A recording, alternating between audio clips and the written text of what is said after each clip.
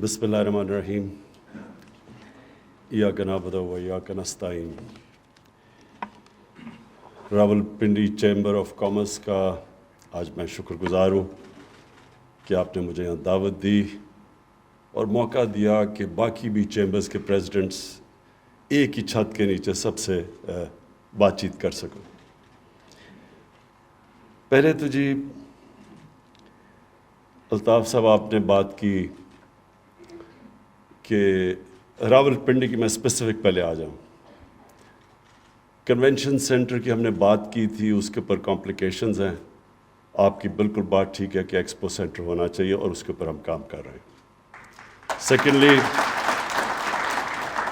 Ring road ابھی تک کافی آگے تک پہنچ چکا ہوتا لیکن بدقسمتی سے ہمیں پتہ چلا کہ اس میں اب میں کیا کہوں کہ جو وہ بن رہا تھا اس کے اندر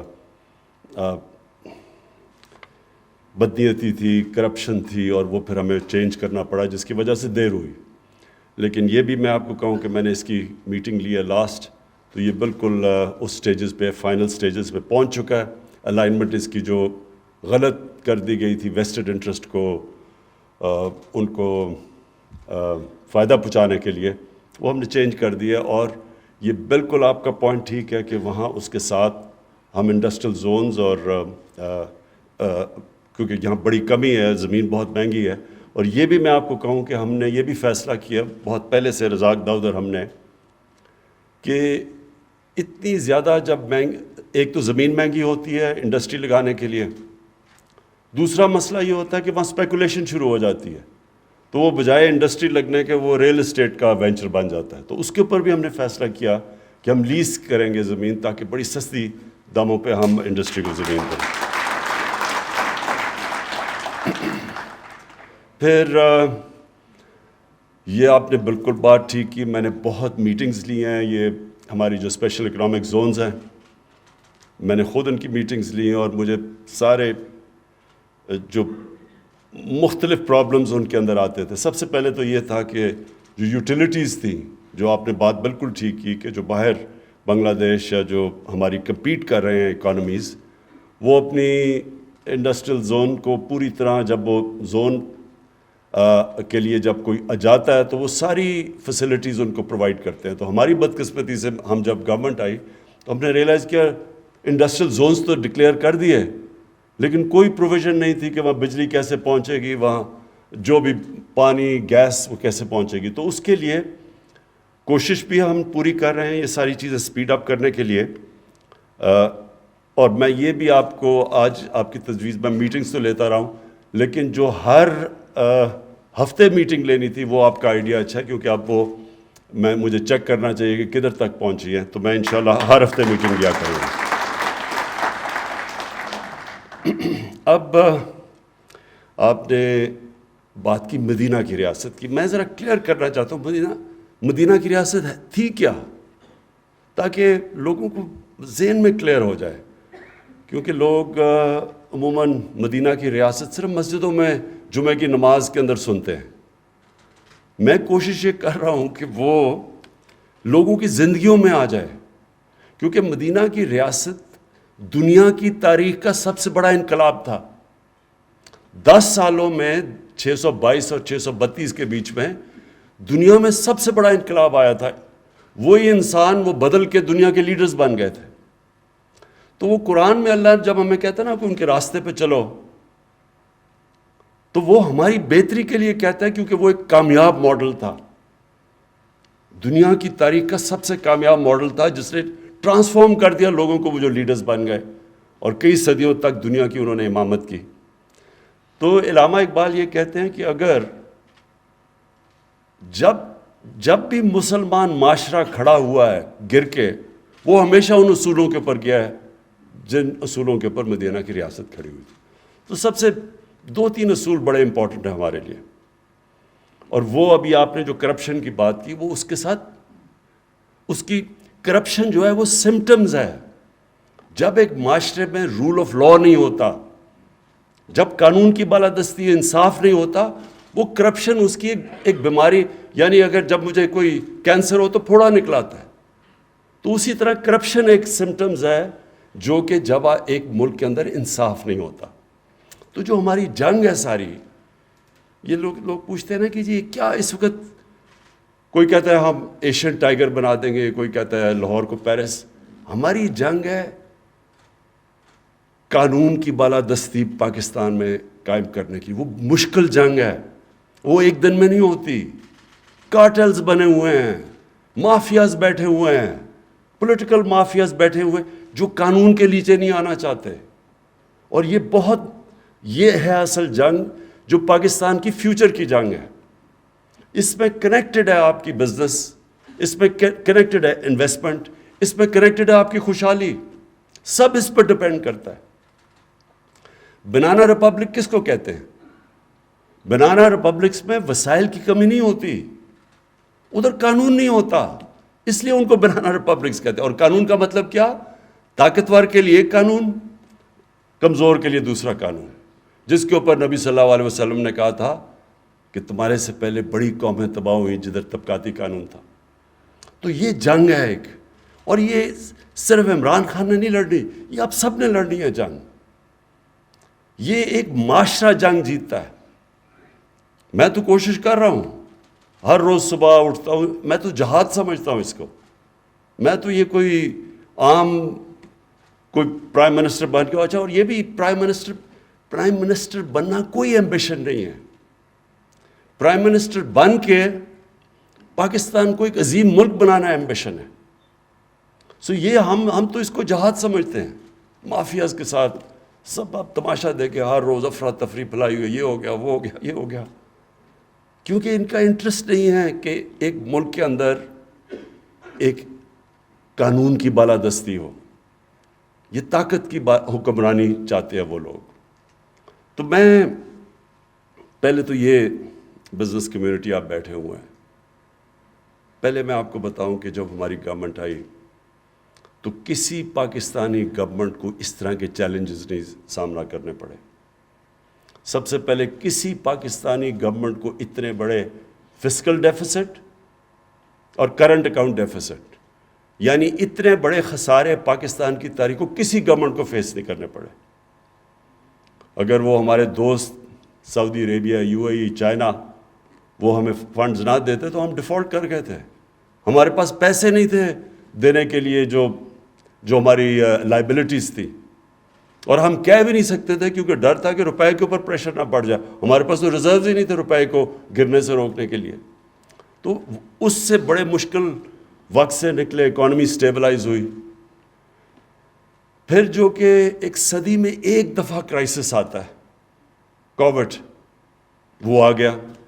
اس سے نکل ہی رہے تھے، سٹیبل ہی ہو رہی تھی، کووڈ آ گیا. تو کووڈ کے اندر جس طرح پاکستان نکلا ہے، میرے نہیں خیال میں لوگ پوری طرح اپریشیٹ کرتے ہیں کہ اللہ نے ہمیں کس طرح نکالا ہے اس میں سے. اپنی اکانومی بھی ہم نے بچا لی، اپنے لوگوں کی جانیں بھی بچا لی. دنیا میں دیکھ لیں کہ کیا تباہی مچائی ہے کووڈ نے. ہندوستان ہمارے سے کتنی آگے ان کی گروتھ ریٹ تھی، ان کی مائنسز میں گروتھ ریٹ چلی گئی. ان کے لوگ ہمارے سے پتہ نہیں، کوئی فگر کہتا ہے کہ 10 لاکھ مرے، کوئی کہتا ہے 30 لاکھ مرے. ہمارے دیکھیں اللہ نے کتنا کرم کیا. تو وہ بڑے مشکل فیصلے کیے جو میرے تب فیصلے کیے، آج بورس جانسن انگلینڈ میں وہ فیصلے کر رہا ہے. ہم نے تب یہ فیصلہ کیا کہ ہم نے اپنے لوگوں کو بھوکے نہیں مرنے دینا. اور وہ جو ہمارا فیصلہ تھا، اگر میں وہ لاک ڈاؤن کر جاتا، جو 3 مہینے مجھے تنقید کی گئی کہ جی لاک ڈاؤن کرو، آج آپ دیکھتے کہ ملک کے اندر کیا حالات ہونے تھے. اور پھر اس کے بعد ایک اور کرائسس آ گیا، جو کموڈٹی دنیا میں جو سپلائی لائنز افیکٹ ہوئی، دنیا میں ریکارڈ کموڈٹی پرائسز چلے گئے. آج اب یہ پاکستان کی مہنگائی پرابلم نہیں ہے. مہنگائی، لوگ تکلیف میں ہیں مہنگائی سے، لیکن ساری دنیا میں تکلیف میں ہیں لوگ مہنگائی سے. میں وہ دیکھ رہا تھا، جو بائیڈن کو ڈونلڈ ٹرمپ اٹیک کر رہا ہے کہ مہنگائی کے اوپر، بورس جانسن کو پارلیمنٹ کے اندر اس کے اپنے ایم پیز کہہ رہے ہیں کہ اتنے گیس پتہ نہیں کتنے گنا بڑھ گئی ہے، اور اس کو مہنگائی کے اوپر کر رہے ہیں. ساری دنیا کے اندر اس وقت ریکارڈ مہنگائی ہے، کیونکہ کموڈٹی سپلائی لائنز افیکٹ ہوئی، کموڈٹی پرائسز اوپر. اور آپ بزنس کمیونٹی ہیں، آپ کو تو پتہ ہے کہ اسٹیل کدھر سے کدھر گیا، کوئلہ کی قیمت کدھر سے، گیس کی قیمت کدھر سے کدھر گئی، جو امپورٹ کرتے ہیں یہاں ہم پام آئل، وہ دگنے سے بھی اوپر چلا گیا. تو وہ ہمیں پھر ادھر سے نکل کے امپورٹڈ انفلیشن ہمارے ملک میں آئی اور لوگ تکلیف میں ہیں. لیکن اس میں پاکستان کیا کر سکتا تھا؟ ابھی بھی پاکستان سستا ہے. ہماری پٹرول اور ڈیزل کی قیمتیں دیکھیں، تیل کی، اور کمپیئر کریں ہندوستان سے، بنگلہ دیش سے، ہم سب سے سستا ملک ہیں ابھی بھی. سو مشکل وقت تھا، چیلنجز آئے، اور پھر افغانستان کا چیلنج آ گیا. یہ بھی ایک بہت بڑا شوق ہے. وہاں سے لوگوں کو اپنی کرنسی کے اوپر خوف ہو گیا کہ وہ کرنسی گر رہی ہے، انہوں نے ڈالر پاکستان سے خریدنے شروع کر دیے. یہاں سے ڈالر افغانستان جانا پڑا، روپے پہ پریشر پڑ گیا. تو یہ ایک اوور آل، میں صرف آپ کو سمجھا رہا ہوں کہ چیلنجز ہمیں کیسے فیس کیے. لیکن اللہ کا شکر ہے، میں صرف آپ کو دینا چاہتا ہوں اسٹیٹسٹکس کہ بڑی سارا وقت نیگیٹیوٹی آتی رہتی ہے، تو میں صرف آپ کو بتانا چاہتا ہوں کہ اس سب کے باوجود پاکستان کی جو ایکسپورٹس، وہ پاکستان کی تاریخ میں آپ سب جانتے ہیں 31 ارب ڈالر، یہ ہماری تاریخ کی سب سے زیادہ ایکسپورٹس ہیں. یہ ساری چیزیں جو پاکستان میں ویلتھ کریٹ کرتی ہیں، جس کی وجہ سے گروتھ ریٹ بڑھی ہے پاکستان میں. ریمیٹنسز، پاکستان کی تاریخ کی سب سے زیادہ 32 ارب ڈالر پہ ریمیٹنسز آئیں. ٹیکس ریونیوز، میں جب گورنمنٹ میں ہماری جب آئی تو میری یہ ایمبیشن تھی، میں نے کہا پاکستان میں ہم 8,000 ارب روپیہ ٹیکس اکٹھا کریں گے. تو اس بار یہ ریکارڈ ٹیکس کلیکشن ہوئی ہے 6,000 ارب. 6,000 ارب سے اوپر ہماری ٹیکس کلیکشن ہے. اور صرف آپ یہ دیکھیں کہ ایک سال میں ہم نے 1,300 ارب روپیہ اضافی ٹیکس اکٹھا کیا اپنے ٹارگٹ سے.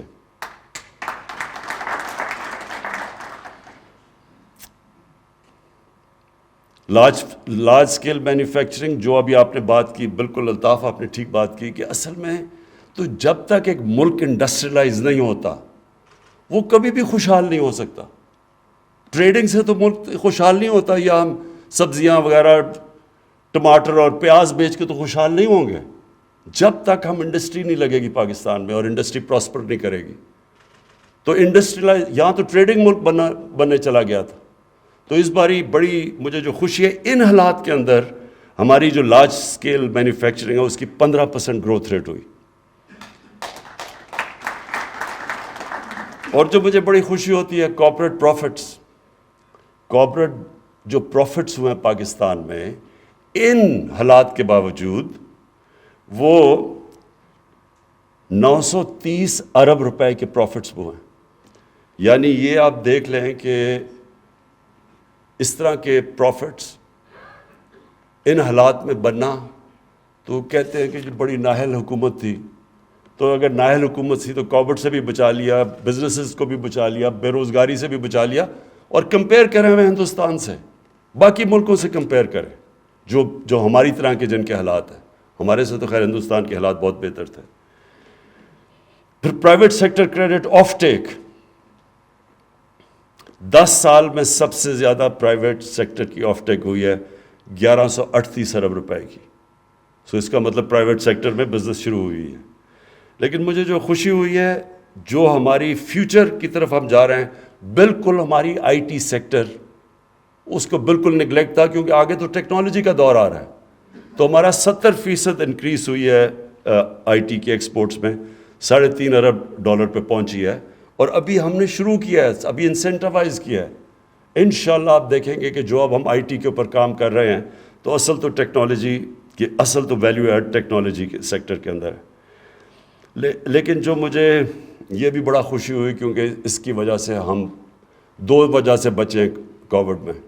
ایک کنسٹرکشن سیکٹر، جو بالکل آپ نے ٹھیک کہا کہ کنسٹرکشن ہمارا سیکٹر اس وقت بوم کر رہا ہے. اور دوسرا ایگریکلچر سیکٹر، 1100 ارب روپیہ اضافی کیا ہے ایگریکلچر کے اندر ہمارے پچھلے 1 سال کے اندر. اب سوچیں کہ 60-65% آبادی دیہات میں رہتی ہے، تو دیہات میں پیسہ کتنا گیا، اس کی وجہ سے موٹر سائیکل سیلز ریکارڈ پہ چلی گئی ہیں. اس کی وجہ سے پاکستان کے اندر پہلی دفعہ موٹر سائیکل پورا، اب موٹر سائیکل پہلے تو یہ انجن یہاں نہیں بنتا تھا، تو اس سے گاڑیوں کی سیلز ریکارڈ ہوئی ہے اس کی وجہ سے، کیونکہ ہماری ایگریکلچر سیکٹر نے ماشاءاللہ بہت اچھا کیا. تو میں اس کے علاوہ جو اب آپ سے جو آخر میں بات کرنا چاہتا ہوں وہ یہ کہ دیکھیں 2 چیزیں پاکستان کی فیوچر کے لیے بہت ضروری ہیں. ایک ہے ایکسپورٹس اور دوسری ہے ٹیکس کلیکشن. ایکسپورٹس کے اوپر تو جو میں اب میٹنگز ریگولرلی لے رہا ہوں، پوری کوشش ہے کہ ایکسپورٹ انڈسٹری کے لیے ساری رکاوٹیں روکوں، اور بہت زیادہ رکاوٹیں تھیں. میں یہ بھی آپ کو بتا دوں، ہم نے کبھی بھی ایکسپورٹس پہ توجہ نہیں دی. کوئی ملک میں دولت ویلتھ کریشن ہو ہی نہیں سکتی جب وہ ایکسپورٹس کے اوپر زور نہ دے. یہ جو ایشین ٹائیگرز بنے تھے سارے ایکسپورٹ انڈسٹری پہ بنے تھے، یہاں کبھی زور ہی نہیں دیا گیا، بلکہ ایکسپورٹ سٹیگنیٹ کی ہمارے آنے سے پہلے پچھلے 5 سال میں. اور اس لیے ہماری اب پوری گورنمنٹ کی کوشش ہے کہ ہر قسم کی مدد کی جائے ایکسپورٹر کی، جس کی وجہ سے ابھی بھی ایکسپورٹس بڑھی ہے. تو پورے ملک کی جو اورینٹیشن ہے وہ ایکسپورٹس کی طرف لگا دیں. سارے ملک کو کوشش کریں کہ جو ایکسپورٹرز کو ایوارڈز دیں، ان کو ہم ہیروز بنائیں ملک کے، ان کو ہر قسم کی فیسیلیٹیشن دیں، کیونکہ یہ تو اب کامن سینس ہے کہ ہم اگر ایکسپورٹس نہیں بڑھائیں گے تو ہم سارا وقت اب پھر جا کے پھنس جائیں گے IMF کے ساتھ. جیسے اکانومی بڑھنی شروع ہوگی، جس طرح ہوا پریشر پڑنا شروع ہو جائے گا کرنٹ اکاؤنٹ کے اوپر، اور وہ اس کی وجہ سے روپے پہ پریشر پڑ جائے گا اور ہماری اکانومی پھر جانا پڑے گا IMF کے پاس. تو ہم اس سے نکلنے کے لیے ایک پورا اپنی ایکسپورٹ انڈسٹری اور ساری کوشش اب کر رہے ہیں کہ ہمارا یہ آگے سے یہ باٹل نیک نہ آئے کرنٹ اکاؤنٹ کا. اور دوسرا ہے ٹیکس کلیکشن. دیکھیں ٹیکس کلیکشن پاکستان میں دنیا میں تقریباً ہم سب سے کم ٹیکس دیتے ہیں، اور اس میں بہت وجوہات ہیں. یہ نہیں کہ ہماری بزنس کمیونٹی ٹیکس نہیں دینا چاہتی یا لوگ نہیں ٹیکس دینا چاہتے، لیکن ٹیکس کلچر نہیں ڈیولپ ہوا. اس میں سبھی شامل ہیں. ہماری FBR جس طرح وہ بنی ہوئی تھی اس کو ٹرسٹ نہیں کرتے تھے، ٹرسٹ ڈیفیسٹ تھا. FBR کے اندر پرابلمز تھے، لوگ اس کو ٹرسٹ نہیں، ٹیکس نیٹ میں نہیں آنا چاہتے تھے. اور پھر بزنس کمیونٹی کو جب یہ ایک پتہ چل جائے کہ اچھا جی وہ فلانا ٹیکس نہیں دے رہا تو میں کیوں ٹیکس دوں، اس کی وجہ سے بھی نہیں ڈیولپ ہوتا. اور پھر پبلک کے اندر بھی یہ شعور نہیں تھا. میں جب پہلی دفعہ برطانیہ گیا تو ہم سٹوڈنٹس تھے، تو ہر سٹوڈنٹ کو اس چیز کا پتہ تھا کہ اگر عوام کا ٹیکس غلط کوئی سرکاری نوکر خرچ کر رہا ہے یا تو ایک دم سب شور مچاتے ہیں. اور اس لیے ان کے جو حکمران ہیں وہ بڑا دیکھ بھال کے ٹیکس کا پیسہ خرچ کرتے تھے. تو اوور آل ٹیکس کلچر بنا ہوا تھا. لوگوں کو احساس تھا کہ میرے ٹیکس سے مجھے فائدہ ہوگا، اس لیے لوگ ٹیکس دیتے ہیں. جو اسکینڈینیوین ممالک ہیں ان کی 50% سے اوپر ٹیکس GDP ریشو ہے، کیونکہ ان کے ٹیکس کا ان کے اوپر فائدہ ہوتا ہے، ان کے لیے ساری فیسلٹیز پرووائڈ کی جاتی ہیں. تو ہمارا بدقسمتی سے یہ کلچر نہیں ڈیولپ ہوا، کیونکہ نہ عوام کا ٹیکس عوام پہ خرچ ہوتا تھا، حکمرانوں پہ ٹیکس خرچ ہوتا تھا، اور شاہانہ لائف سٹائل کے اوپر. اور دوسری چیز کہ لوگوں کو عادت پڑی ہوئی تھی کلونیل ٹائمز کے لیے کہ جب انگریز کو ٹیکس دینا بھی گناہ سمجھا جاتا تھا. تو لوگوں کو جب اپنی بھی حکومتیں آئیں تو لوگوں نے کبھی اس کے اوپر ٹیکس کا سوچا نہیں. تو اس کے لیے ہم پوری کوشش کر رہے ہیں ایک ٹیکس کلچر ڈیولپ کرنے کے لیے. پوری کوشش کر رہے ہیں کہ ہمارا جو بھی پیسہ ہو، جتنا بھی جیسے جیسے پیسہ ہے وہ نچلے طبقے کے اوپر خرچ ہو، عوام کی بہتری کے لیے ہو. اب یہ جو ہیلتھ کارڈ کی آپ نے بات کی، ہمارے سے بہت امیر ملکوں کے پاس بھی انہوں نے کبھی کوشش ہی نہیں کی یونیورسل ہیلتھ انشورنس کے اوپر. ہر خاندان کو، ہمارے جتنے صوبے ہمارے ساتھ ہیں سوائے سندھ کے، ہر خاندان کو ہم 10 لاکھ کی ہیلتھ انشورنس دے رہے ہیں. یہ صرف ہیلتھ انشورنس نہیں ہے، یہ ہیلتھ سسٹم ہے. اس کا مطلب یہ ہے کہ ہمارے گورنمنٹ کے پاس تو پیسے نہیں کہ سارا ہم ہاسپٹلس کا جال بچھائے پاکستان میں، بلکہ ہمارا یہ حالات ہیں کہ جو گورنمنٹ ہاسپٹلز ہیں چھوٹے شہروں کے اندر وہاں ڈاکٹرز ہی نہیں ملتے, ڈاکٹرز جاتے ہی نہیں ہیں وہاں, وہ چل بھی رہے ہیں ہاسپٹل خالی بھی پڑے ہیں اور لوگ سارے شہروں پہ آ جاتے ہیں اور تھوڑے سے ہاسپٹل پہ سارا پریشر پڑ جاتا ہے. تو یہ جو ہیلتھ کارڈ ہے, یہ ہیلتھ سسٹم کیسے ہے؟ اب کسی بھی گاؤں کے اندر لوگوں کے پاس ہیلتھ کارڈ ہوگا, اور